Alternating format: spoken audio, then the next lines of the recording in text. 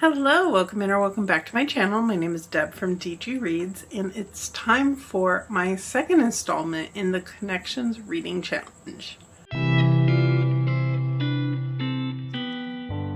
If you didn't catch my first installment in this reading challenge, no worries, I can do a quick catch up. Basically, this is a reading challenge for the summer put on by the 52 Book Club. I will have it linked down below. And the idea of it is basically very similar to those scavenger hunt type things to pick your read. And the idea with this one is you start with whatever book you want. I started with My Friends by Frederick Bachman. And then for each book after that, you pick your book based on the previous book. So I had to pick a book with the same word in the title as this one. So I found a book with Friends, and so on and so forth.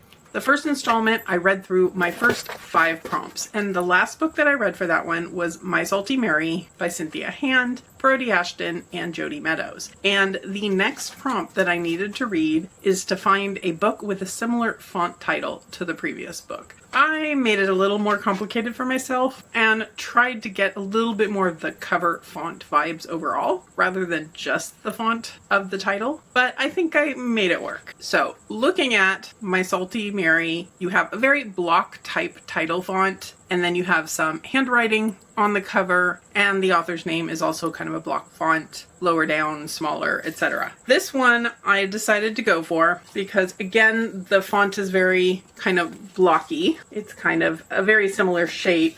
And then it doesn't have handwriting on the cover, but it does have a novel in script, which made me feel like I was getting the gist of the idea of the cover, as close as I was going to get anyway. This is a book that I received a gifted copy from Random House. I really don't know much about it going into it, but I have now started, so I can give you kind of an idea of what it's about and my initial thoughts. Claire Darling is our main character. Her name is Claire. Her mother called her Claire Darling. It was a very toxic, abusive relationship, and Claire doesn't have a lot of self-esteem. Her mother is now gone, and Claire's kind of starting to branch out a little bit. She met a guy through a meet cute. They've gotten closer and closer. They are building or renovating a house together. They are now engaged to be married. Well, it's her 1-year anniversary. She decides she's going to swing some lunch by his office. She knows he's supposed to be in meetings all day. She doesn't mean to bother him, but she shows up at his work, and the receptionist doesn't know him, can't find him in the directory. His boss comes out and lets Claire know that he doesn't work there anymore. This starts a whole long list of reveals of things Claire didn't know about him, up to and including the fact that he has a girlfriend and he's not returning her calls. He's completely ghosting her, and she's not sure what to do about this. She pretty much starts to fall apart. She starts drinking. She starts cyber stalking him and the girl, and really going off the deep end is where I would say we're at with it. There is on the cover a engagement ring. Makes sense. She does need to give that back to him. There's also what appears to be a blood drop at the top, so I'm guessing this is going to get even crazier. I, so far, am struggling a little bit with this one, purely from the standpoint that I need Claire to get a backbone, because after everything that's happened so far in the first 40% of this book, everything she's learned about him, she's still thinking about how to get him back and when he comes back, and comparing herself to this other woman, but not putting enough blame onto her boyfriend, Noah. And I'm really curious about this other woman and how this whole, I'm assuming at some point, confrontation between them maybe is going to go. So we'll see how it's going. I need Claire to stop being kind of pity party of one, and really for this to become more of a thriller. Sorry, there's noise in the background. Kylie's being obnoxious at the moment. She's in her pre-going to bed, I think, craziness state at the moment. But anyway, I am reserving judgment on this one. I am glad that I picked it up. I need to get to more books that I don't know much about and that have been sent to me by a publisher, and so on and so forth. So anyway, I'm rambling at this point. I'm going to do a little more crochet before bed. That is my goal. This is an interesting audiobook. I will say the narrator, I think, made the protagonist sound a little older than I think she feels like she actually is in the book, but that's my only complaint with the audio so far. I did pick that up from the library. So anyway, I will be back once I finish this one, give you my final thoughts, and we will move on to the next prompt. I'm back, and unfortunately it's not with great news. I did finish up Claire Darling. I nearly finished it last night. Didn't quite get there before I got sleepy and decided I needed to close my eyes, but finished up the last like 10% of it this morning. And I remained very frustrated with our character Claire. It kind of turns out there's good reason for the frustrations. We see her relationship with her mother and her relationship with this man Noah all through flashbacks throughout the book in journal entries, and we can see how much she went through with her mom, and we can see how much she had with this fiance who has ghosted her. And so the anger she feels justified. The continuing to want him back was where my frustration lay, and me kind of yelling out loud at the book, at the character, to get it together, to get over him, to move on. Obviously we wouldn't have a plot if that's what happened, but the ending of this went a direction that surprised me to an extent, but I didn't love it, and I can't really explain why because it would be extremely spoilery. It is the twist to the story, and then the final bit and the reveal at the end really made me mad. So unfortunately this one was a disappointing way to start off the vlog this time around. I think this one's sitting at a 2 for me. It did get me feeling things. It did get me engaged, I guess you could say, but it wasn't necessarily positive engagement. So that's why I kept going with it. I kept wanting to kind of see how it would resolve. So it did have that level of intrigue for me. But yeah, unfortunately that's where we're at. But we do get to move on to a new book and hopefully a better reading experience. So the next prompt that I need to read is to read a book by an author who shares a name with a character from this book. And given that there's a character name on the cover, Claire, I feel like that's the name I should go with. Really, there are side characters in here. There's Noah, the boyfriend, there is the other woman, there is a friend, but the novel focuses in on Claire. So I did have a couple options for that. I have a day today where I'm going to be spending a lot of extra time in a car. I have a meeting all the way across town, and then I have to make my way back, grab lunch, and then go into the office for the afternoon. So I definitely wanted something that had an audiobook that I could readily grab. So what I'm going to pick up is a book I received quite some time ago from Harper, and that is The Couple at Number 9 by Claire Douglas. This one I've been procrastinating a little bit because the synopsis starts with someone being pregnant, and pregnancy in thrillers is not usually my favorite thing, but it does not appear to be the focus of the story here. So I'm hopeful with that. We have pregnant Saffron moves into a house with her boyfriend. They're renovating and they uncover 2 human remains. And then it turns out the bodies have been there for 30 years, but when they are investigating, it's her grandmother Rose who owned the house 30 years ago. And therefore our main character is in the middle of things. And Rose has Alzheimer's, and that's going to impede the investigation, and they need to find out who these bodies are, what happened, and what exactly Rose may know locked away in her brain. So it sounds like an interesting one. It's like a 12-hour audio, which is good for the fact that I'm going to be driving around and spending a lot of time in the car. So I will check back in with you. Hopefully I'll make it maybe halfway-ish by the time I stop by here to have lunch with Kylie and let you know how it's going. It is now coming up on 1 o'clock and I'm home. Gonna have some lunch with Kylie like I think I said I was gonna do. Also, like I said, I did wind up with quite a bit of reading time in the car going to this really fun meeting where we were talking about budget impacts from the big ugly bill and state cuts and all this fun stuff. So it's been a really exciting day so far, let me tell you.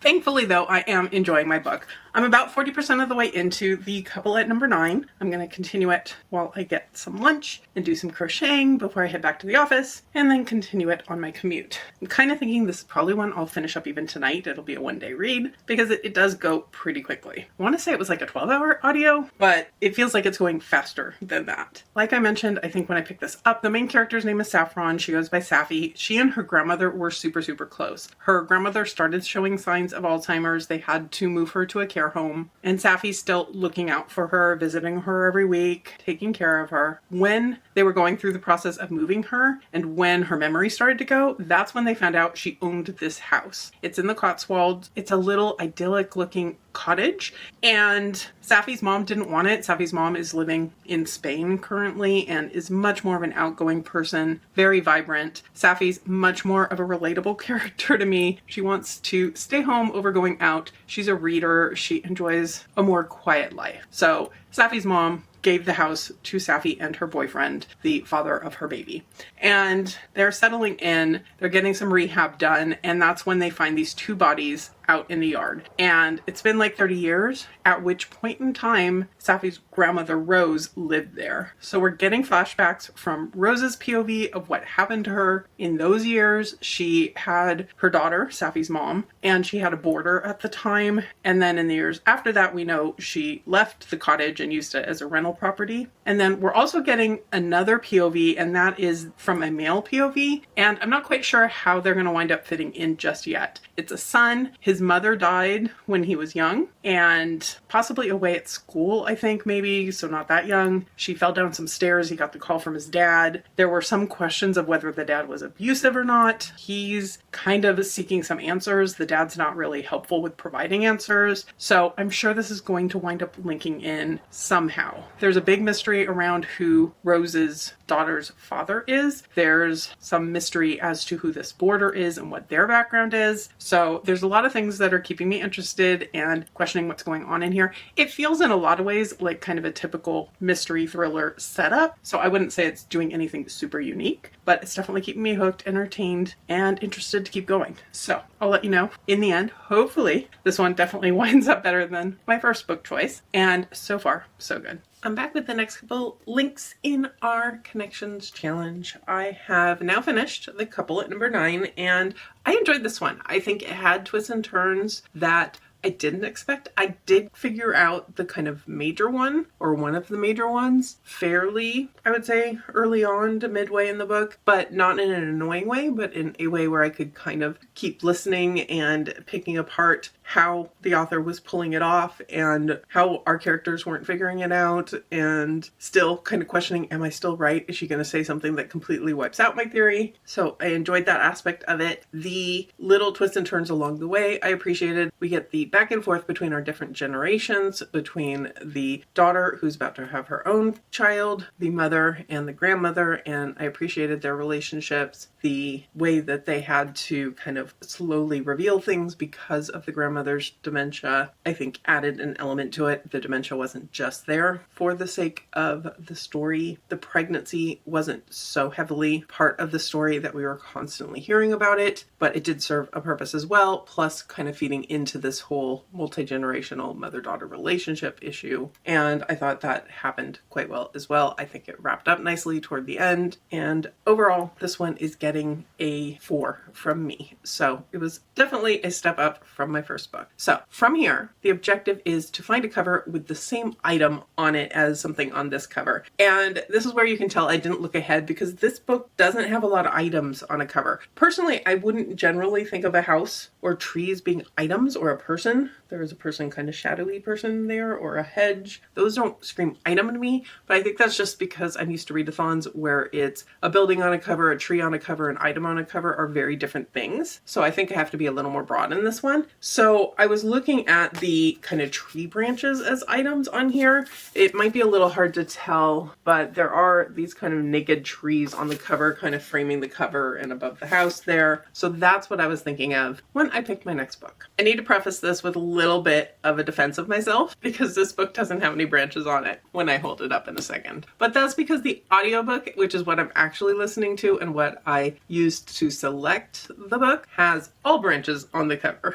So the book in question is Then She Was Gone by Lisa Jewell. This is one I've had on my shelf for absolutely ages. It's an old paperback, and obviously it doesn't match the cover of the audiobook I'm listening to. I'll pop a picture of that as proof. But I've had that on hold at the library, and with the deliver later button hit so many times, that's the cover that jumped out at me when I was thinking about branches on a cover. So this is what I'm reading. In this book, we're following Laurel, and 10 years ago, one of her daughters went missing. This was her favorite daughter, the one she got along with the best, and she just suddenly disappeared. The police looked for her. The case went cold. It was assumed she ran away, although there's no evidence of that. That's just an assumption they're making. They did a 10-year outreach, a retelling of everything that happened, hoping for new clues. They don't get anything out of that. And then they find something in the woods. They find a body and they say it was her daughter Ellie's. They have a funeral for her. And Laurel is trying to kind of move on with her life. Over all of this, she and her husband divorced. She's got a relationship with her other 2 children, but there are some strains there as well. And largely she's on her own. And then she meets this man and he sweeps her off her feet. They go pretty quickly into a relationship and he has daughters of his own, including a 9-year-old named Poppy, who is the spitting image of her missing daughter Ellie. And she is a really interesting child. She's very precocious. She's almost like a little mini adult in some ways and very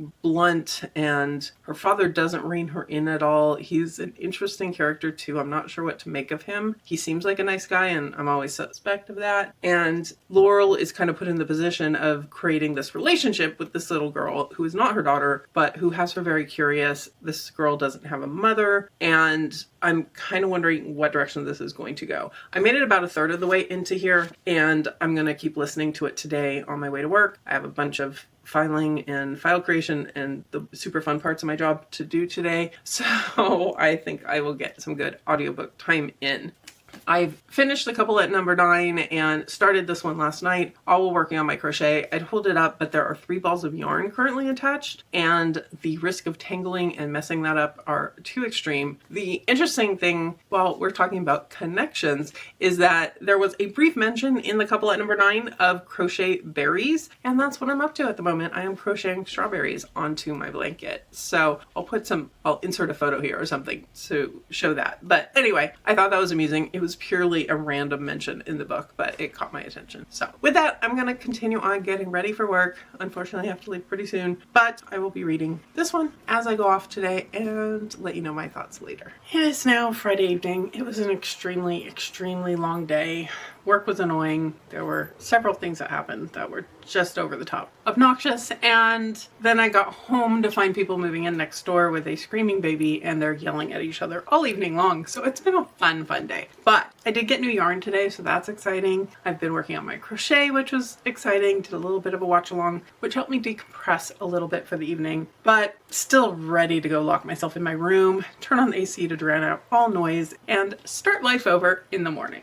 So anyway, I did get a chance to do some listening at work and finish up Then She Was Gone. And this one I had a few mixed feelings about. Generally, I enjoyed it. It was entertaining. It kept me engaged as I was listening and putting some files together and checking boxes in my database and a lot of different things. So on that level, it did well for me. I think I was expecting maybe some twists and turns in this one, and really, pretty early on kind of what's going on here. The book is really heavily hinting and foreshadowing what is coming, and you get even some moments at the beginning where it's like, there were many moments where the trajectory could have changed if this had happened or if this had happened, and right off the bat that these things are related to this girl's tutor. So I don't think it's spoilery at all to say there are outcomes in here related to her tutor. There were some little twists and turns here and there, and me, I think, like I said earlier, holding on, wanting to know how things connected, and that drew me in. And I do like how everything kind of resolved in here, I think, but it was like a 3.5. It was enjoyable. It wasn't a new favorite, not my favorite Lisa Jewell, but still a good time. So with that done, I need to move on to the next prompt. And the next prompt is to find a book with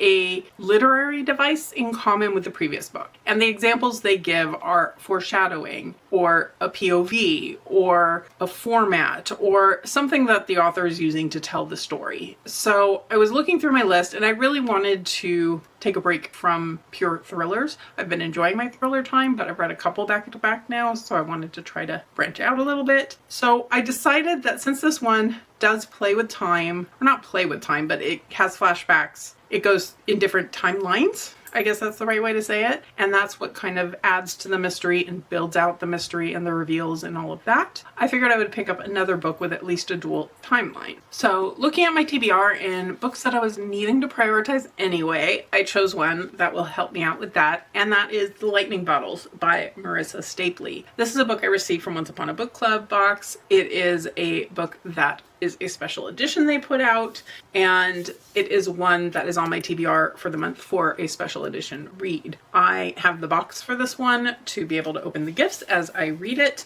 and I'm excited to kind of give it a try. I don't remember a whole lot about this one other than there is a dual timeline type of thing. I know that some people compared it, I think, to Daisy Jones. It's the idea of this rock couple or rock star duo. It says that Jane was half of a famous rock duo, the Lightning Bottles, alongside her soulmate Elijah. Elijah disappeared and she becomes the most hated person in rock and roll for some reason. I'm assuming maybe she's blamed for his disappearance. So she's trying to escape this and goes to live in Germany, but then winds up living next door to a super fan of her former duo, and this person claims to have answers of some sort. I did read up a little bit and it does talk about it being a dual timeline. We've got 1999 and I saw, I think, 1989 in here, so we're going back and forth in time a bit. It looks like there's some mixed media. So yeah, 1989, and I don't know too much about it, but I'm gonna go ahead and get started on this tonight and maybe do a little more crocheting, do the audiobook for a little bit. I do have that as well, and mostly really excited to kind of go chill, relax, turn on the AC, and have a good evening. So I will check in with you tomorrow. Good morning. I'm about to leave the house to go get my nails done, but wanted to check in because I realized I overshot by just a wee bit the halfway point in the Lightning Bottles, which is probably a good sign, probably a good indication of how it's going. I'm enjoying it. I think it's not necessarily a totally me type of book. I am not your typical rock growl following the Seattle grunge scene and so forth, but it's an interesting look at the music industry, at this couple and their origin story. I didn't realize my memory card was so close to full, so I got cut off there. Sorry if the scene jumped a bit. But the story in here, we're following Jane, and she was raised in this ultra-conservative Christian household. Her mom was a single mom who insisted all she was going to do is play Christian music. Elijah has been part of the rock scene in Seattle for quite a while. He had a garage band with friends, and the two of them meet through an online music forum. And this is something she has access to because her mother doesn't understand what a modem is, and that it allows freedom to her daughter. But they meet this way, they talk about music, and there's an instant connection there. They begin corresponding by mail and then by phone. And then when Jane's old enough to leave home, she leaves home, doesn't look back, and goes to him. And his parents take her in and support the relationship. There are troubles with his band with her being there, and ultimately we wind up with them being a performing duo. And we're seeing the origins of how they begin and how they get representation and get to begin to develop fame. And this is all going on in the past time. The present timeline, we know Elijah disappeared. He was declared dead. We have Jane, who is pretty much called evil and horrible and is blamed by everyone, all of their fans, the public in general. And she goes to Germany to hide out. She thinks she's getting an isolated house to just kind of be on her own. But it turns out that the neighbor there was at their last performance, and she sees Jane move in, and she comes to tell her because she saw Jane throw something out that Elijah had given her, and she picked it up, and it's a cartoon he had drawn. And she has a secret that she's been keeping because she doesn't have friends. She doesn't really have a mother who she can tell things to. And that is that she has seen the same art style in person in Berlin. And she thinks that Elijah is still alive and is leaving messages for Jane in particular. And they set off on this quest to try to find answers. So I'm honestly more intrigued with the present day stuff just because of the mystery element. The past stuff, the relationship stuff, the rock and roll scene and so forth is interesting. I don't love the direction it's taken with Elijah and his involvement with substances and the way that's putting pressure on relationships and friendships and the like. I'm not sure. It's very readable. The fact that I completely missed that I hit the halfway point is a good sign for that. I mean, I'm not far past, but I am having a good time with it. So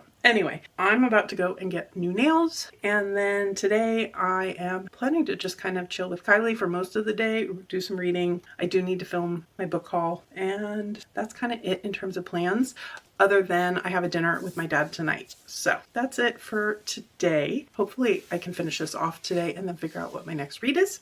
And beyond that, we shall see. It is later on Saturday. I went and got my nails done. Figured a heart was appropriate because today is National Book Lovers Day. So did that, filmed my book haul, which I'm still working on logging my books into Goodreads and putting them in my spreadsheet for the ones I need to prioritize. But since then, spent some time on the couch with Kylie. I've been crocheting, and now that I don't have 3 balls of yarn attached to my blanket, I can actually show off. So I've been doing strawberries and learning to make ruffles on my blanket. So I'm about done with this panel, and I think I'm going to take a little bit of a break from this crochet along because I got some new yarn in. So I think we're going to shift gears a little bit and go for something a little bit lighter that's not quite as long and cumbersome for a little bit, just for a change of pace. But in the meantime, I did finish up the lightning bottles, and overall I enjoyed this. I think it definitely had that similarity in some ways to Daisy Jones. You get the band's lyrics, you get that sort of rise to stardom,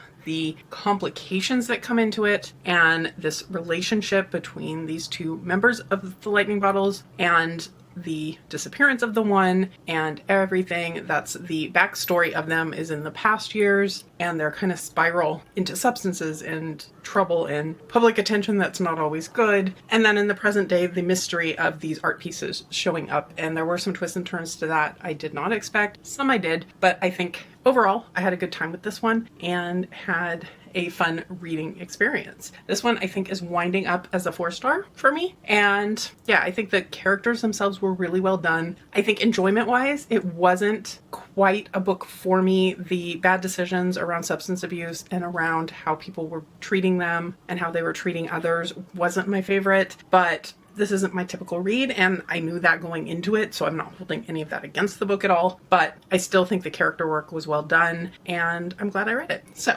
that is that. And then my next prompt is one that I've been a little bit worried about all along, and that is I need to read a book that I think a character from my previous book would read at the beach. And this is one of those ones where I feel like I'm prone to overthinking.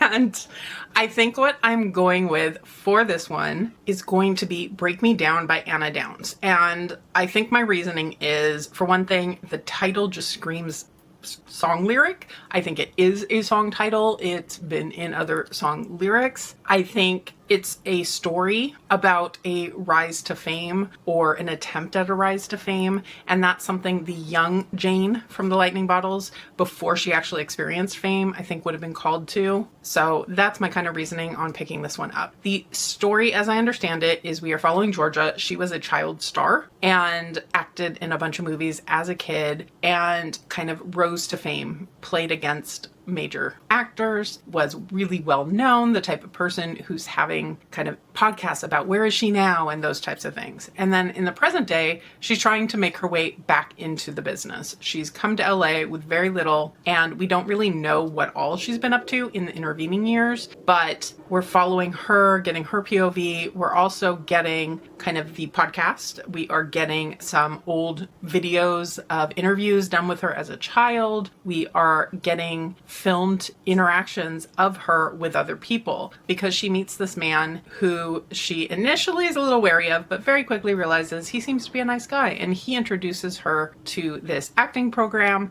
to this mentor who she becomes very enthralled with. And I know this is meant to be going a thriller type direction, so I'm assuming things are going to happen with that. But the book itself has kind of recordings where this man, is his name Henry? I'm completely blanking. It might be. I think it is. He records things, interactions, random things he sees around the city, those types of things, and she begins to pick up that habit as well. So there's a lot of kind of found footage type thing. And the audiobook, because this book was written as an audiobook, as I understand it, there's not a print version coming, and it's one I received gifted from Macmillan Audio, which I realize now I did not say, but it's recorded with a lot of production value. You get these recordings of the found footage, and it actually cuts off mid-sentence because someone turned the camera off. It's got these podcast elements and footsteps and doors opening and those types of elements in it as well. And as you can probably tell, I have started now, and I am 34% of the way in, and I'm about to leave the house for the evening. I'm going to my dad's house for dinner,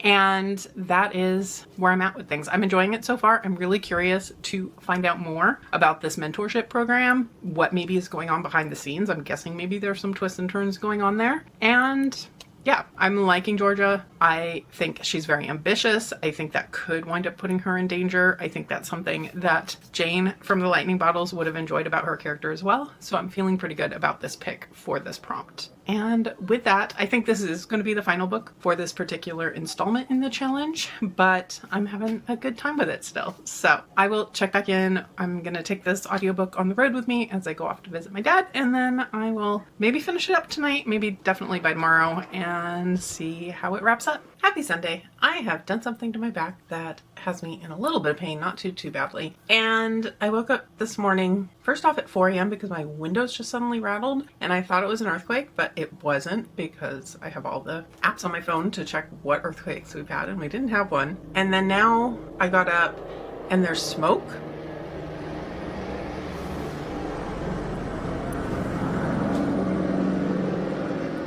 Coming from like the direction of the freeway near my house. I don't know what's going on. I feel like I've woken up into extra dystopian day. But now we have a helicopter above. I don't know what's going on. So anyway, I did in the midst of all this finish up my book. And Break Me Down was an interesting read, and I think it was really well put together on audio. It was definitely frustrating. Our main character, Georgia, buys into this acting approach, this acting studio, this type of thing that basically did wind up feeling like a cult. And we have Henry, who initially gets her involved with it, and then she takes it and runs with it. And it was an interesting character study. It definitely upped the kind of tension the further and further you got into the book. Plot-wise, it wasn't necessarily my favorite because we do have a lot of characters making decisions that I wanted to kind of shake them over, but I think it did what it was doing really well. There is, at the end of the audiobook, a discussion between the author Anna Downs and the people who played the different characters, because this was a full, almost like a live radio show type of reenactment of a book. But it's not a printed book. It wasn't written to be a printed book.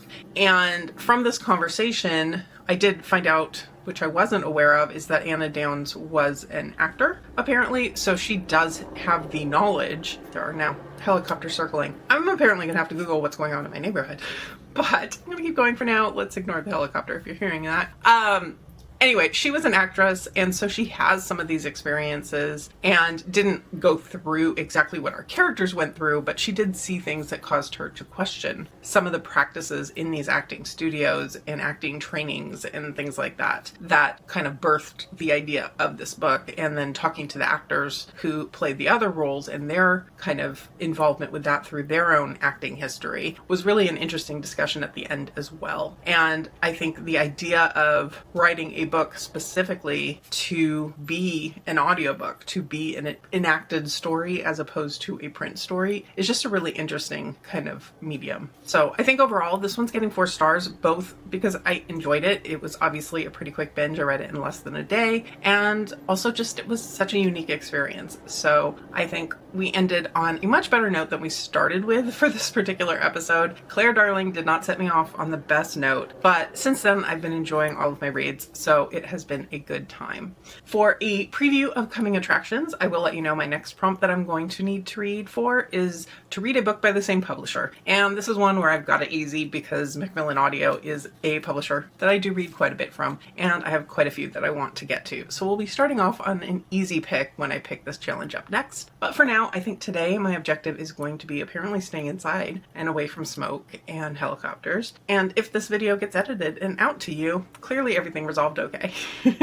The rest of my day, I think it's going to be probably hanging out with Kylie, maybe reading a physical book. That's a possibility. I've been unofficially doing audiobook August without realizing it because I don't think I've actually physically read a single page so far this month. And that's just because I've been so obsessed with crochet at the moment that I just want audiobooks. So we'll see. I do have a few books on my TBR this month that do require me to break out my Kindle or a actual book. So that may be the plan for the day. Take a little break from the challenge and then start back up with it because I'm having a lot of fun. Let me know in the comments below, have you read any of these books? What would you have picked as a book a character would like to read at the beach? Because that was kind of the one that definitely made me think the most, but I think I pulled it off. And if you've made it this far and you don't have anything to comment, leave me an emoji that makes you think of acting or Hollywood or movies or anything along those lines. If you could hit that like button below, I would surely appreciate it. And subscribe if you're interested in more of my Connections reading challenges, more of my book reviews, and more of my bookish content in general. But for now, now, I'll leave you here and see you real soon in a new video.